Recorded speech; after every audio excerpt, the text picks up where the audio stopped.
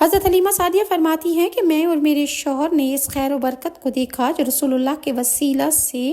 ہمارے کنبے میں ہوئی، تو میرے شوہر نے مجھ سے کہا تو اس کے متعلق کسی سے بیان نہ کرنا اور لوگوں سے اس راز کو چھپائے رکھنا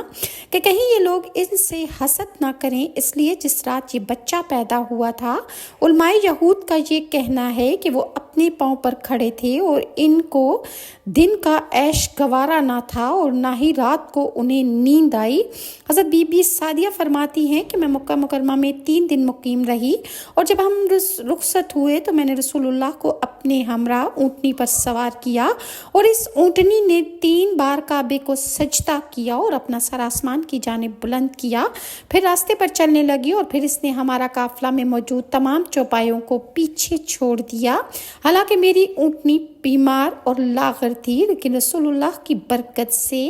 اور ان کے معجزے سے